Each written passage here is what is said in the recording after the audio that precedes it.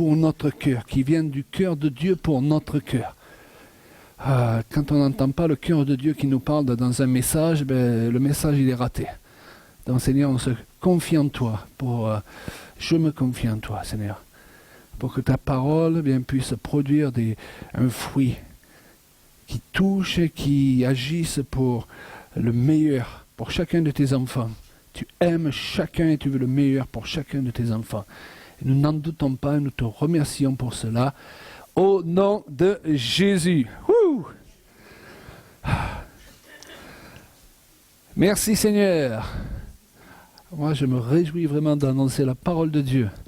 C'est vrai qu'on disait peut-être tout à l'heure, parfois dans nos traductions on perd un peu de ce que le Seigneur veut nous communiquer. C'est pour ça que il ne faut pas devenir des adorateurs du livre, mais il faut devenir des personnes qui sont inspirées par l'Esprit, n'est-ce pas? Lorsque vous lisez la Bible, demandez au Saint-Esprit de vous inspirer pour ne pas devenir des gens légalistes, parce que la Bible nous dit que la lettre tue, mais c'est l'Esprit qui vivifie. Donc nous ne sommes pas là pour apporter une lettre qui va vous causer plus de problèmes quand vous sortez d'ici. Et parfois on entend une prédication, on a l'impression pendant une heure qu'on prend un coup de batte de baseball sur la tête, on ressort avec une bosse pas possible, on guérit pendant la semaine et on revient remettre ça la semaine d'après. Dans la parole de Dieu, elle nous est donnée pour nous guérir, pour nous faire du bien, pour que Dieu parle avec son cœur à notre cœur. Hein. Et c'est ce que nous voulons. La Bible dit qu'à un moment donné, le Seigneur, il a prié le Père, il lui a dit « Je te remercie de ce que tu as caché ces choses aux sages et aux intelligents, de ce que tu les as révélées aux enfants. » Et là, c'est vrai que dans la plupart de nos traductions, spécialement dans la seconde, on perd même la personnalité même de Jésus. Vous savez, quand on lit ça, dans une traduction classique, on imagine vraiment que Jésus était là, très sobre. « Père, je te remercie de ce que tu as caché ces choses aux sages, aux intelligents, et de ce que tu les as révélées aux enfants. » Et la Bible nous dit qu'il tressaillit. Alors vous savez qu'en grec, tressaillir, ce que ça veut dire, ça ne veut pas dire ce qu'on imagine, nous, hop, tiens, il y a mon doigt qui a bougé, j'ai tressailli. Non, ça veut dire tourbillonner sur soi en criant. Ça veut dire que quand il a fait cette prière, il tourbillonnait sur lui-même, il disait « Je te remercie, Père, de ce que tu as caché ces choses aux sages, aux intelligents, et de ce que tu les as révélées aux enfants. » Alors quand vous priez ça la prochaine fois, bougez un peu plus. Amen. Non mais vous voyez tout ce qu'on perd. Et c'est pour ça que souvent les gens imaginent que la religion chrétienne doit être quelque chose d'austère, vous savez. Jésus marche sur l'eau. Jésus guérit les malades. Toujours sérieux, on a l'impression que c'est les livres Martine. Vous savez, Martine fait ceci, Martine fait ça. Non, c'est un Jésus vivant. Un Jésus à qui on a envie de ressembler. Amen. Un Jésus qui est un vrai homme, un vrai mec, alléluia. Et c'est ce dont nous avons besoin. Alors je viens de sortir un livre qui s'appelle « Libérer les cœurs de père ». Pourquoi? Parce que nous voyageons beaucoup avec Julia. Et déjà dans cette société, nous nous rendons compte qu'un des maux de cette société, c'est la démission des maris, des pères et des hommes en général. Et dans l'église, souvent, on trouve exactement la même chose. Vous voyez beaucoup de femmes dans les églises qui aiment le Seigneur, qui sont consacrées, et on a envie de dire, où sont passés les hommes? Donc je crois que dans la fin des temps, il y a une œuvre de l'Esprit qui doit se manifester pour ramener le cœur des pères vers les enfants, mais pour que les hommes se lèvent dans l'église. Que les maris se lèvent avec une autorité qui n'est pas là pour écraser leur famille, mais qui est là pour les libérer. Et donc c'est de cela que traite ce livre. Pourquoi? Parce que nous croyons que nous sommes dans des temps particuliers. Vous croyez que nous sommes dans des temps particuliers? Et vous savez, parfois, en parlant de la fin des temps, on insiste sur les tremblements de terre, sur les famines, sur les tsunamis. Et oui, c'est bien d'étudier ces choses-là. Mais il y a un signe dont nous parle l'Écriture, c'est que le cœur des pères doit se tourner vers leurs enfants et le cœur des enfants doit se tourner vers leur père. Moi, je crois que Jésus ne va pas revenir, qui est une œuvre puissante de l'Esprit, pour qu'une bonne partie des hommes dans l'Église reprennent leur place.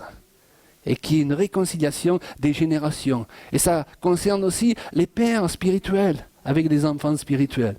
Donc c'est le contenu de ce livre qui traite de ces choses-là. Donc je vous encourage vraiment à vous le fournir. À qui je peux l'offrir? Est-ce qu'il y a quelqu'un qui a un petit budget? Voilà, mon frère qui a fait je ne sais pas combien de kilomètres pour venir de Paris. Je suis désolé, ça a atterri un peu trop fort. On se rend compte aussi que le diable a fait beaucoup de ravages pour briser les couples. Maintenant, dans les milieux évangéliques, les divorces sont en train d'atteindre le niveau du monde. Je ne fais pas partie des pasteurs qui pensent que tous les divorces sont mauvais. Je crois que dans certaines situations, ça peut être une délivrance. Amen. Simplement, au niveau auquel ça en arrive aujourd'hui, ça, c'est pas normal. Et je crois que le diable, il veut détruire la famille et que nous devons nous lever pour marquer la différence. Ma sœur, voilà, elle s'est dit, c'est fichu pour moi, bien non.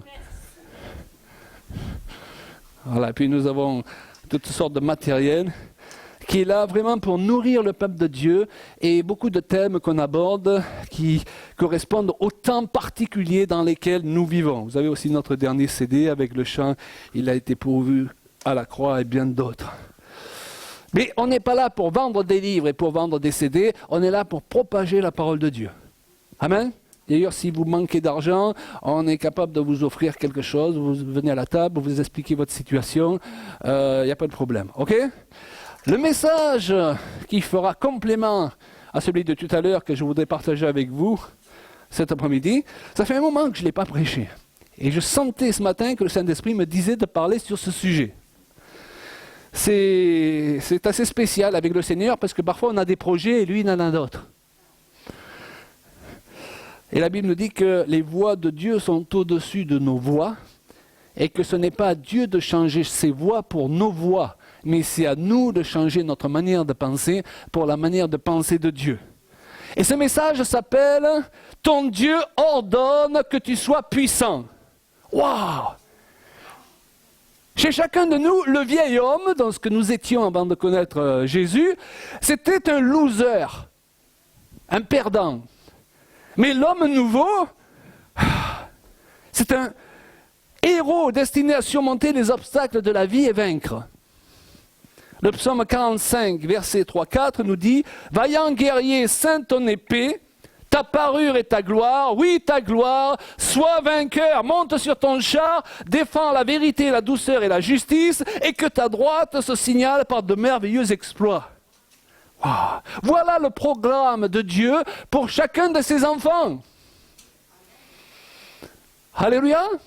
Alors vous allez me dire, mais moi je suis un vaillant guerrier, un vaillant héros, je ne le sens pas trop. Je me sens plutôt être un vaillant zéro. Ben, si ça peut vous rassurer, moi aussi régulièrement, ok? C'est pour ça que je ne peux pas me fier à ce que je sens. D'ailleurs, je ne peux pas comprendre Dieu par rapport à ce que je sens. Je suis obligé de mettre ma foi dans ce que Dieu me dit de lui. Je ne peux même pas comprendre qui je suis devenu en tant que nouvelle créature par rapport à ce que je sens. Parce que comme le disait Julia, il y a des jours je me lève, j'ai mangé du lion de Judas, et je me sens de tout casser dans le bon sens du terme. Et puis, je pense que ça va durer 6 mois, et le lendemain, je me lève, et je me sens l'être le plus misérable sur la face de la terre. Est-ce que je suis le seul? Pourquoi? Parce que les êtres nés de nouveau que nous sommes sont encore dans des chairs en qui habite le péché. Et c'est pourquoi nous ne pouvons pas marcher par ce que nous sentons, nous l'avons dit tout à l'heure, nous sommes obligés de marcher par rapport à ce que nous croyons. Et notre foi, nous devons la placer dans ce que la parole de Dieu nous dit. Et si la parole de Dieu me déclare vaillant héros, eh bien même quand je suis au plus mal de mes émotions, je demeure un vaillant héros parce que l'Esprit de Dieu habite en moi. Et je dirais que c'est parfois quand on se sent le plus faible que Dieu peut accomplir les plus grands miracles à travers nous. Vous avez déjà vu, parfois, on veut prier pour quelqu'un, pour que son mal de tête il parte, et on met toute notre énergie. Et plus il a mal à la tête. Et puis d'autres fois, on est là, on est fatigué, quelqu'un nous demande de prier pour lui, on prie, et il est instantanément guéri. On dit, ah ben là, je ne peux même pas tirer gloire. Et c'est l'apôtre Paul qui le dit aussi, quand je suis faible, c'est alors que je suis fort. Et c'est pourquoi, quel que soit mon état émotif, mon état dans la chair, Dieu me donne non pas ce conseil, mais ce commandement dans le psaume 68, verset 28. Ton Dieu ordonne que tu sois puissant. Il ne me demande même pas mon avis. Il m'ordonne d'être puissant. Et le verset continue en disant, affermis, ô Dieu, ce que tu as fait pour nous. Dieu veut affermir ce qu'il fait pour nous dans le temps. Lorsqu'on est dans une situation où on commence à faire du surplace parce qu'il n'y a pas d'évolution, vous connaissez ces situations-là, d'un coup on a l'impression qu'on n'avance plus. Il y a trois solutions. Soit on continue jusqu'à épuisement, soit on bat en retraite, mais battre en retraite, on ne perd pas son salut. Dieu nous aime toujours, on ne perd pas l'amour de Dieu, mais on perd ses rêves. Soit on se propulse plus loin en prenant encore plus de risques. Ce principe est bon face à un temps d'épreuve, lorsque des personnes, une église passe par un temps difficile, des problèmes financiers, relationnels ou autres.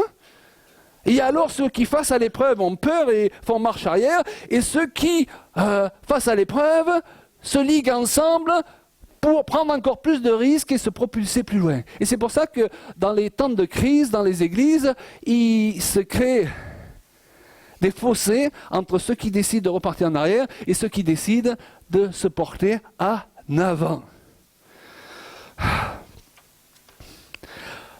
Lorsque j'ai tendance à me décourager face à l'adversité, et je vous rassure, ça m'arrive, je cherche la face de Dieu.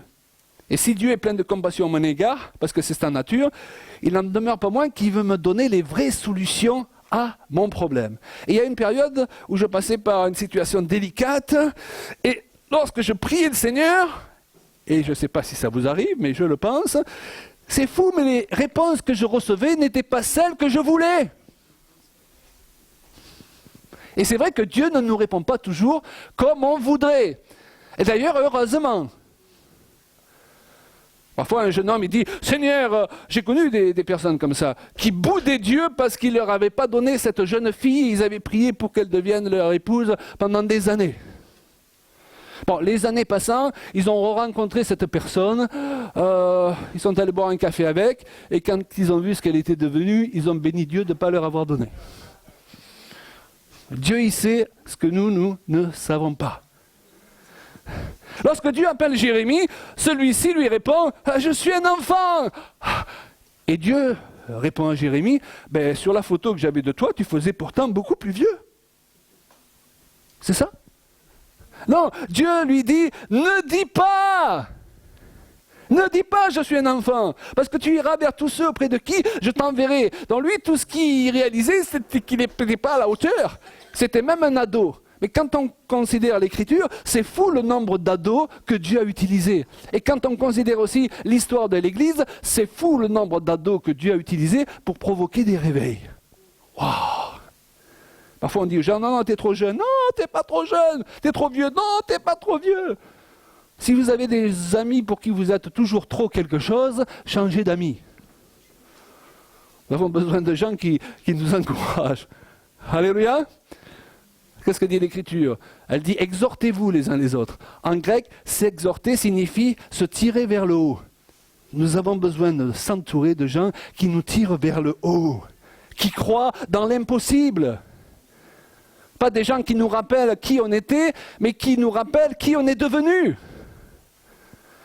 On avait fait quelques travaux dans notre maison, et avant de les faire, on avait fait venir deux ouvriers, on leur avait demandé un devis à chacun d'eux, et le premier qui était un ouvrier vraiment expert, meilleur que le second d'ailleurs qu'on allait recevoir à sa suite, quand on lui présentait ce qu'on avait envie de faire, il était là très négatif. Mais non, j'ai jamais fait ça. Ah non, mais ça se fait pas ça. Ah non, mais vous êtes sûr que...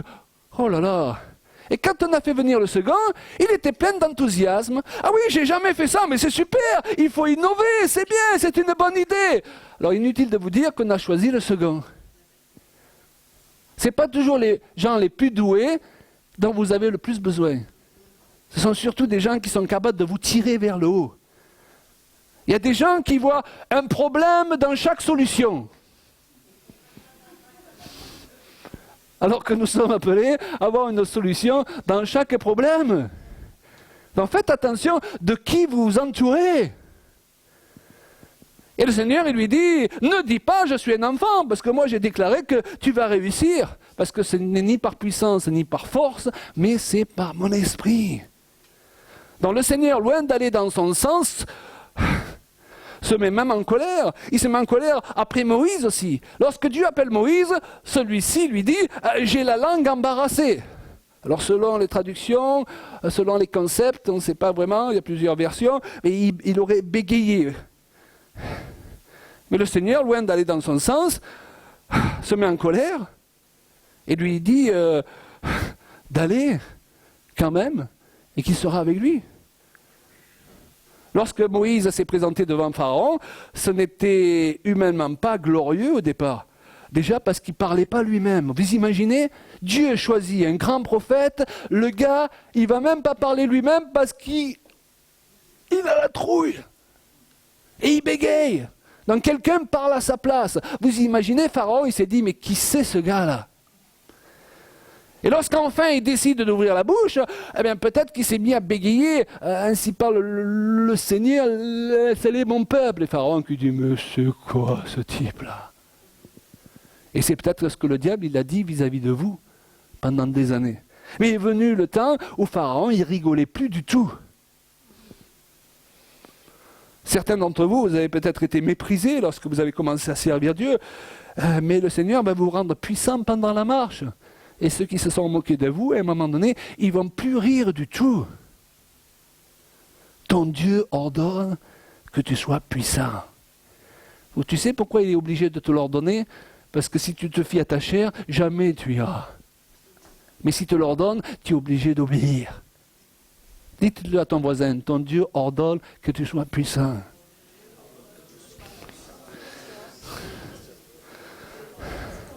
Donc Dieu ne nous répond pas toujours comme nous le voudrions. C'est ce que m'a dit le Seigneur dernièrement face à une épreuve. Il m'a simplement dit comme réponse, ton Dieu ordonne que tu sois puissant. Mais attends Seigneur, je suis en train de te dire que je suis faible et toi tu me réponds que tu m'ordonnes d'être puissant. Mais parce que Dieu ne raisonne pas comme nous. Il fallait que je comprenne ce que Dieu voulait dire. Pourquoi il me répondait blanc alors que je lui disais que c'était noir? Il fallait que je fasse plier ma pensée en fonction de la pensée de Dieu, que j'accepte le fait que ses pensées sont au-dessus de mes pensées et que quand je suis faible, si lui dit que je suis puissant, c'est lui qui va le faire. Je dis que je manque de puissance et Dieu me répond en me donnant l'ordre d'être puissant. Est-ce que c'est humainement logique? C'est ce qu'il faut faire, c'est évacuer cette logique humaine. Vous savez qu'il y a une logique humaine qui est d'origine purement démoniaque. Lorsque Pierre, Jésus lui a dit qu'il allait être crucifié. Mettez-vous à la place de Pierre. Jésus, c'est son ami. Et le Seigneur, ça ne t'arrivera pas.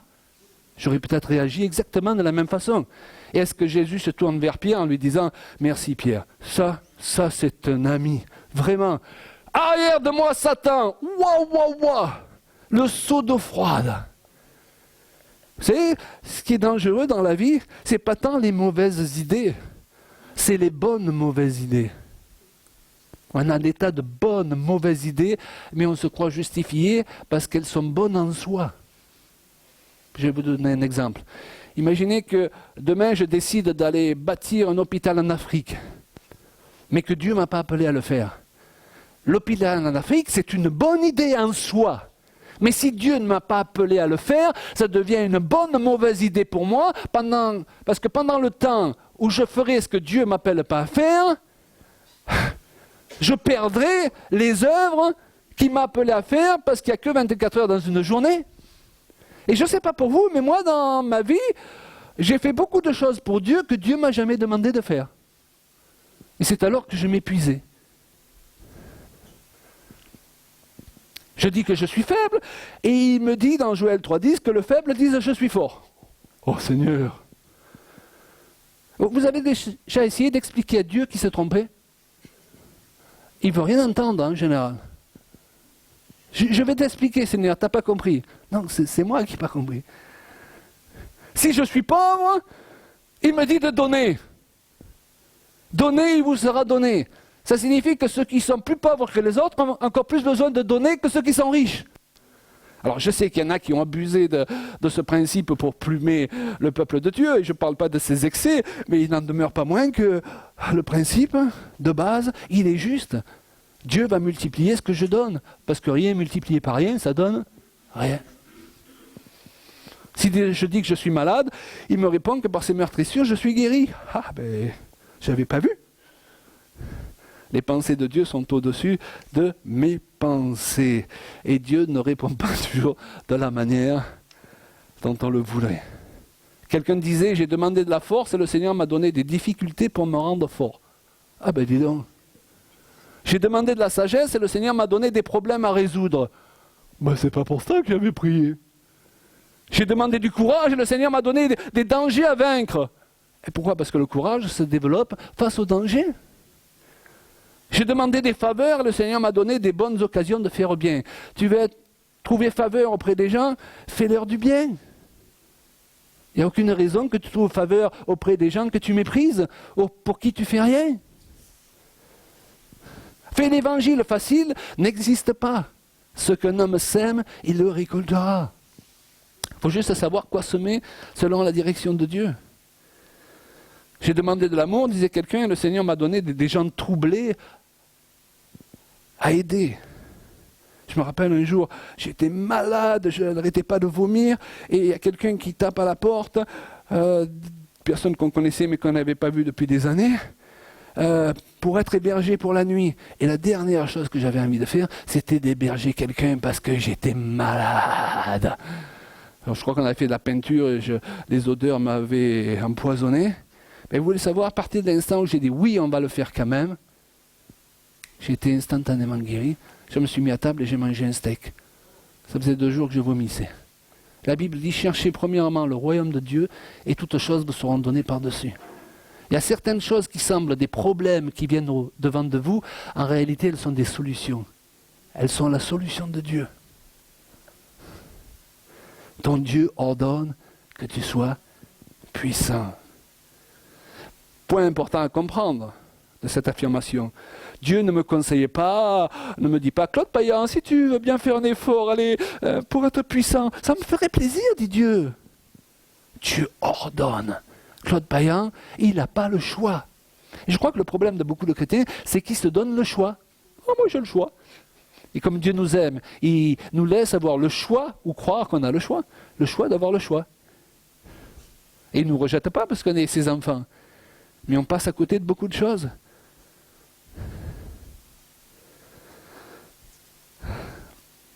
Ce qui sous-entend aussi, c'est que par sa grâce, je peux être puissant. Parce que le Seigneur ne peut pas me demander de faire quelque chose que je ne peux pas faire. Ça serait injuste. Si Dieu demande à quelqu'un de faire une chose qu'il ne peut pas faire, c'est injuste. Ou s'il n'a pas prévu de prendre la relève par son esprit. Il sait qu'humainement on ne peut pas le faire, mais il a prévu que son esprit prenne la relève. Waouh! Vous pouvez le dire, je n'ai pas le choix. Je crois que c'est très important pour beaucoup d'enfants de Dieu de le réaliser. Je n'ai pas le choix. Ou je suis vainqueur, ou je suis vaincu. Entre les deux, ça n'existe pas. Quand vous dressez le drapeau blanc, le diable il continue à tirer, vous avez remarqué? Quand vous partez en vacances, il ne part pas en vacances. Enfin, je ne sais pas à quel diable vous avez affaire. Chez nous, à Toulon, il est très vicieux. Je ne sais pas si vous avez affaire au même diable que nous, mais il est vraiment très vicieux et très méchant. Donc il faut être plus déterminé que lui pour vaincre. Un jour, le diable est venu me trouver et m'a dit tu as vu, ta mère est morte du cancer, ton grand-père est mort du cancer, ton frère est mort du cancer, donc toi, tu mourras du cancer. Et je lui ai dit, j'ai pas le temps. J'ai une destinée à assumer. Vous savez que Dieu, il y a 2 raisons pour lesquelles il veut vous guérir et vous faire prospérer dans le bon sens du terme, pas dans l'excès, mais dans le bon sens du terme. Premièrement, c'est parce qu'il vous aime. Il est un père. Un père, il veut de bonnes choses pour ses enfants. S'il est malade, il veut le guérir, on est d'accord? Voilà.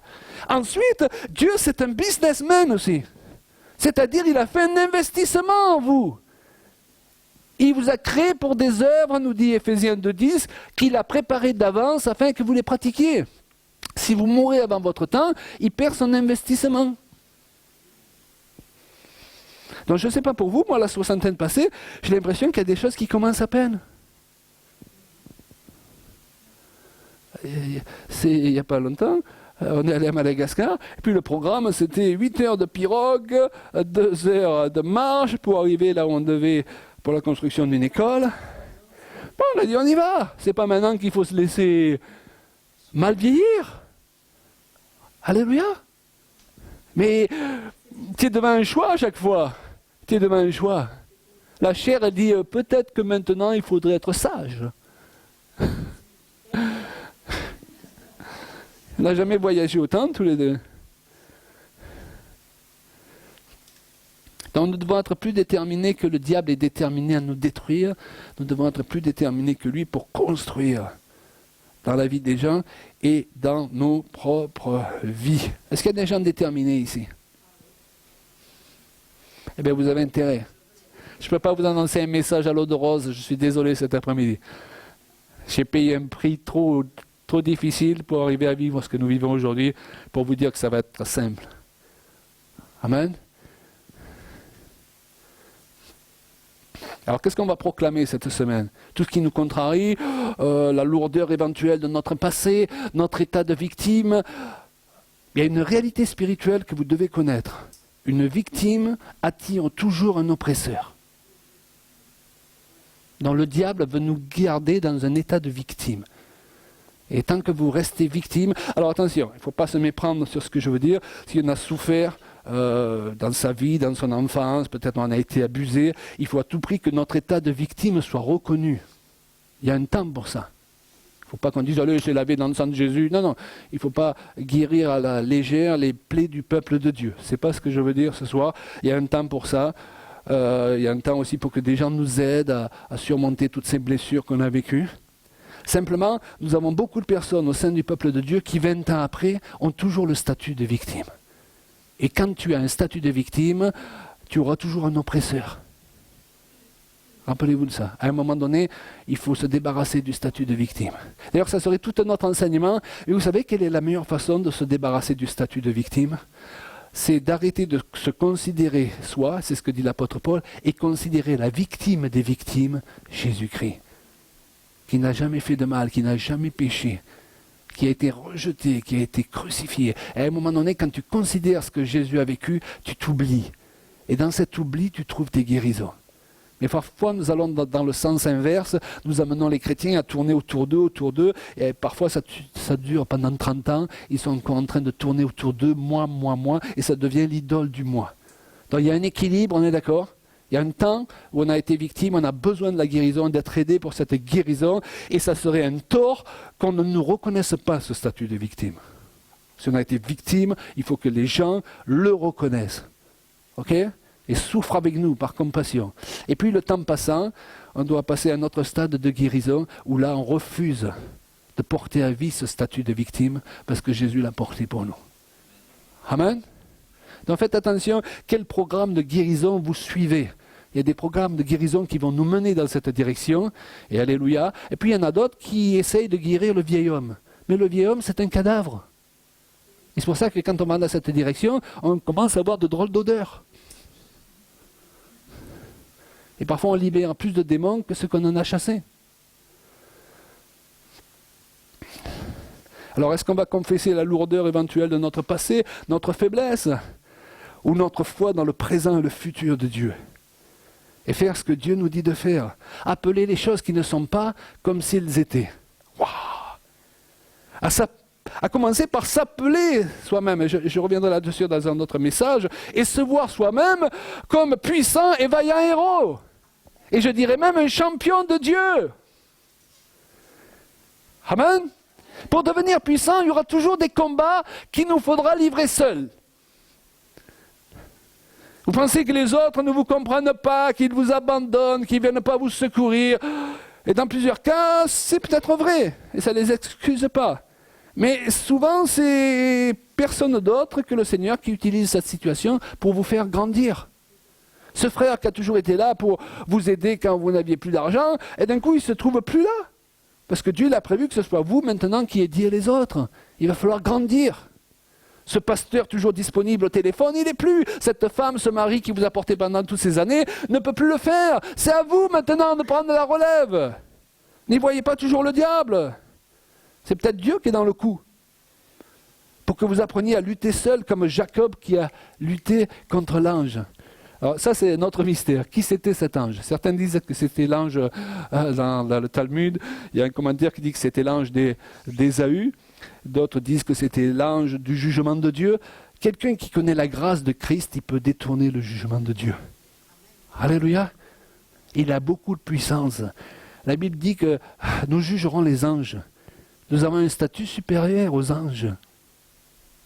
Simplement, il faut le réaliser, il faut le croire. Et cet homme, Jacob, qui n'était pas né de nouveau, les amis, il n'était pas né de nouveau. Et pourtant, il est vainqueur d'un ange. Donc, à plus forte raison, celui qui est né de nouveau en Jésus-Christ. Qui est né de nouveau ici? Waouh! David, qui est sous l'ancienne alliance, dont le sang de Christ n'ayant pas été versé, les gens n'avaient pas accès à tout ce qu'on pouvait avoir du Saint-Esprit. Et c'est pour ça que lorsque les gens mouraient, ils allaient dans un lieu qui était le sein d'Abraham, parce qu'ils ne pouvaient pas rentrer au ciel. Ils devaient attendre que Jésus meure et aille dans le séjour des morts pour les faire rentrer. David, donc, qui n'était pas né de nouveau, se permet quand même de dire dans les psaumes « Je te remercie de ce que je suis une créature si merveilleuse. » Je suis gonflé, le gars. À plus forte raison, ceux qui sont recréés en Jésus-Christ. Vous savez que vous êtes des créatures merveilleuses? Peut-être qu'on vous a toujours prêché, tu es un petit chrétien, et c'est difficile d'être un vaillant héros avec tout ça. Ok? Créature merveilleuse. Chérie, tu es merveilleuse. Alléluia. Il y a des jours, tu es moins merveilleuse, mais tu es merveilleuse. Alléluia. Mais moi aussi. Gloire à Dieu. Ok? Il est important de réaliser sa valeur. Parfois, on a beaucoup enseigné à connaître Dieu, et c'est très important, mais on a oublié d'enseigner aux gens à connaître qui sont devenus en tant que nouvelles créatures. Vous savez que lorsque vous étiez encore pécheur, la Bible dit que Dieu vous a tant aimé qu'il a donné son Fils unique. Et vous étiez pécheur, c'est-à-dire vous partiez vers l'enfer. Okay? Mais Dieu vous aimait quand même. Et il vous aimait tellement qu'il vous a estimé à un si grand prix qu'il a donné ce qu'il avait de meilleur. Il n'est pas allé chercher un ange au ciel en disant « Tiens, toi, va mourir sur la terre, on ne verra pas que tu manques là-haut. » Non, il a donné son Fils unique, parce que Dieu voulait nous prouver son amour. Maintenant que nous sommes nés de nouveau, et que nous faisons partie de la famille de Dieu, notre cote, elle a augmenté. C'est logique. Nous étions déjà aimés pécheurs. Maintenant que nous sommes enfants, wow! Vous pouvez dire « Wow !» je ne sais pas, parce que moi, quand je réalise ces merveilles, j'ai envie juste de bénir le Seigneur. Je suis aimé de Dieu. Je n'ai pas besoin de passer ma vie chrétienne en marchant comme ça, en ayant l'impression que Dieu a quelque chose après moi. Non! Tout ce qu'il avait après moi est tombé sur Jésus. Donc, Dieu n'est pas en colère après moi. Il est pour moi. Il n'est pas contre moi. Non, il faut arrêter d'écouter ces voix du diable qui veut toujours nous faire croire que Dieu, il nous en veut. Je n'ai pas fait assez bien. Mais il sait bien que tu ne peux pas faire parfaitement. C'est pour ça qu'on a chanté ce chant tout à l'heure. Il a été pourvu à la croix. Chaque fois que tu perds ça de vue, tous les complexes du vieil homme remontent à la surface. Et à cet instant, lorsque Dieu te dit « Je t'ordonne d'être puissant », tu dis « Mais non, c'est pas possible, bien sûr. » Mais quand tu réalises qui tu es devenu en lui par la nouvelle naissance, c'est aussi important de comprendre qui on est en lui que qui il est en nous. Hein?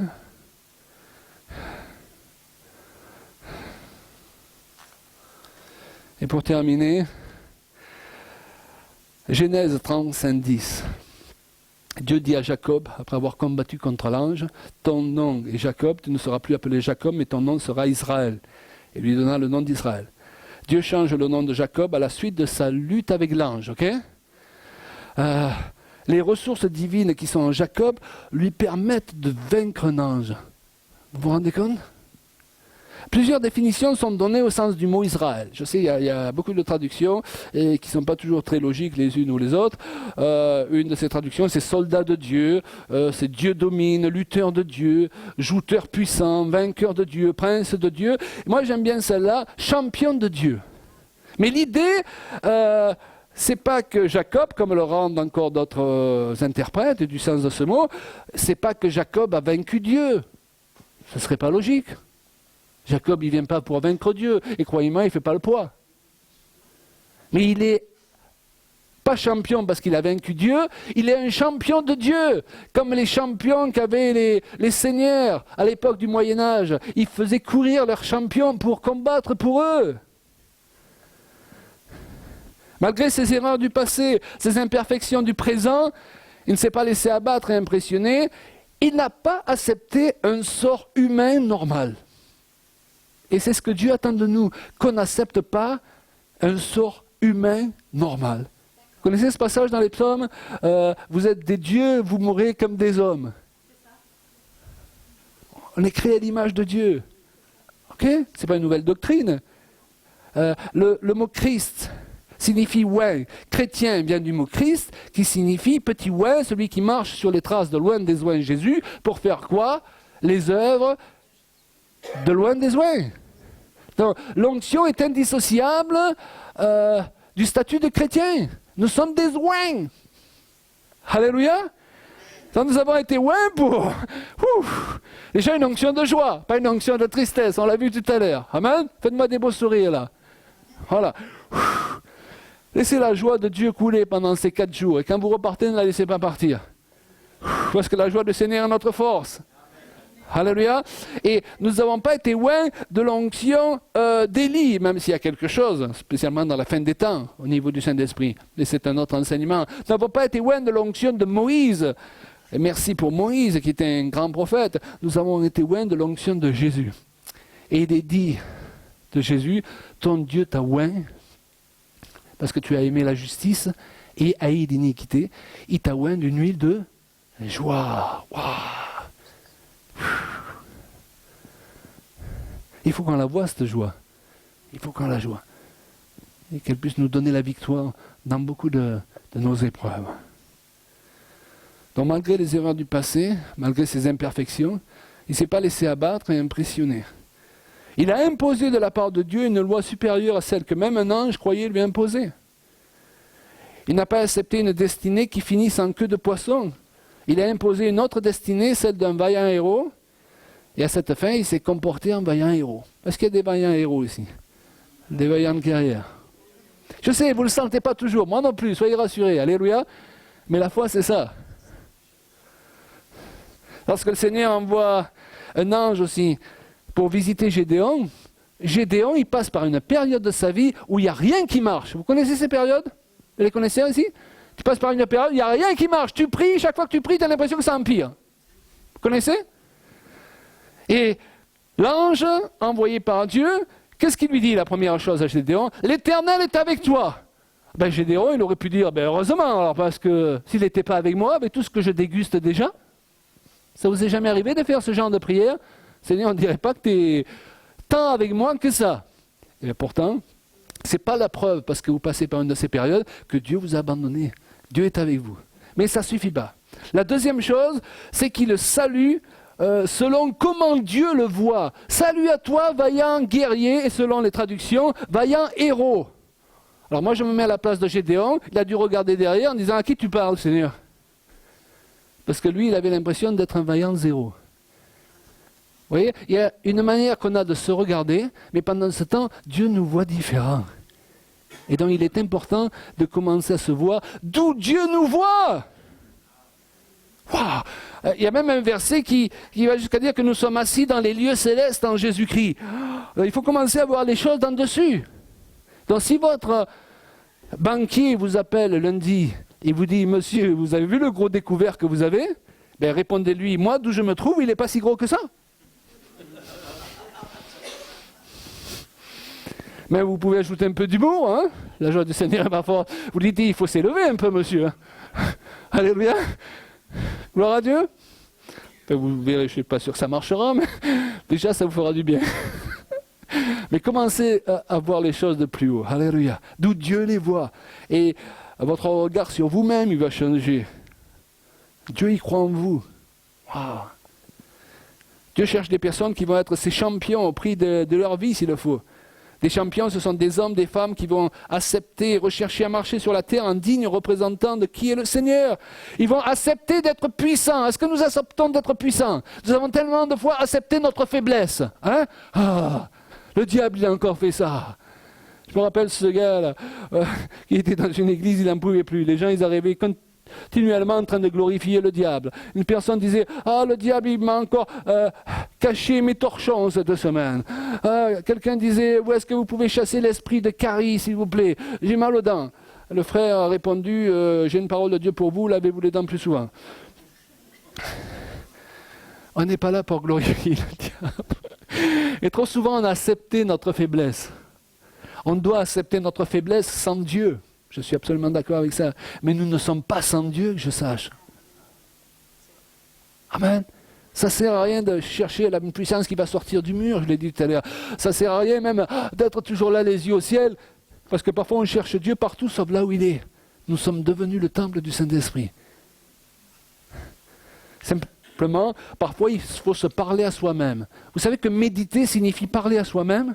Le chrétien est quelqu'un qui doit apprendre à se parler. Parfois, on n'a personne pour nous remonter le moral. Si nous, on ne sait pas se le remonter nous-mêmes, regardez dans les psaumes, David, il se parle. Ne te laisse pas abattre, mon âme. Oui, le Seigneur est là, il va te relever. Il se parle à lui-même. Apprenez à vous parler. Je sais, les gens disent que si on parle tout seul, on est un peu foufou. Mais écoutez, c'est une bonne folie. Alléluia, on va y arriver. Si vous avez un conjoint qui a toujours ces paroles positives, on va y arriver, chérie. C'est pas grave, le frigo est vide, c'est pas ta faute, c'est pas ma faute. On va pas commencer à s'accuser l'un et l'autre. On est ensemble contre l'adversité et on va vaincre, on va le remplir ce frigo par la grâce de Dieu. Alléluia. Parfois les gens, dès qu'il y a une épreuve, ils commencent c'est toi, c'est ta faute, tu aurais dû faire ceci, tu aurais... Et ça, c'est le jeu du diable. Un champion est là pour porter les couleurs de celui qu'il représente et vaincre en son nom et pour son honneur. Et je termine avec ce verset d'Ésaïe 6, verset 8. « J'entendis la voix du Seigneur disant, qui enverrai-je, qui marchera pour nous? Et je répondis, me voici. » Pas parce que je le sens, pas parce que je me sens capable, pas parce que je me sens suffisamment diplômé, mais parce que tu l'as dit. Alors c'est bon. Je ne sais pas comment on va y arriver, mais tu vas le faire sur le chemin. Alléluia. Venez, on va prendre un temps, on va juste prier le Seigneur. Merci Seigneur. Dieu puissant. Si certains d'entre vous, vous avez besoin de la prière ce soir, juste avancez-vous, on va prier dans la simplicité avec foi, que Dieu vous touche dans votre besoin, que les paroles qui sont annoncées vraiment produisent leurs fruits, que vous puissiez nous donner des témoignages dans les jours qui suivent, de ce que cette parole a produit dans votre vie. Juste adorer Dieu là où vous êtes. Il y a ce passage dans l'Écriture où l'apôtre Paul dit qu'il parle à lui-même et à Dieu. Donc vous voyez, on peut parler à nous-mêmes et à Dieu. Il y a des moments où on parle à nous-mêmes et à Dieu. Parlez à vous-même et à Dieu maintenant. Alléluia. Et si vous désirez qu'on prie pour vous, avancez-vous. Et pendant ce temps, ceux qui sont sur leur chaise, continuez juste à adorer le Seigneur et à prier le Seigneur. Alléluia. Kombarana shamba vara marakare. Korama kavara bara kavara mara shonderia. Urama kavara bara. Underiana kavara marakalia mara. Ton Dieu ordonne que tu sois puissant. Oh Seigneur, je ne l'avais pas vu comme ça peut-être, vous dites. Je ne l'avais pas vu sous cet angle-là. Maintenant, je vais devoir choisir ce que dit Dieu et ce que me dit ma chair, ce que me dit mon vieil homme, ce que m'ont dit les gens qui ne m'aiment pas. Ce que m'ont dit peut-être mes parents qui m'ont mal parlé pendant mon enfance. Je vais devoir choisir maintenant, parce que Dieu il a des bonnes paroles sur moi, qu'il libère. Il les libère pour ma santé mentale, spirituelle et physique. Nous libérons des paroles qui ont la guérison aujourd'hui. Alléluia. Merci Dieu puissant. Alléluia. Continuons à adorer le Seigneur. Et si quelqu'un, je le répète, vous voulez recevoir la prière, avancez-vous maintenant, ok? On aura l'occasion encore de prier pendant ces 4 jours. Mais juste ne vous gênez pas, venez.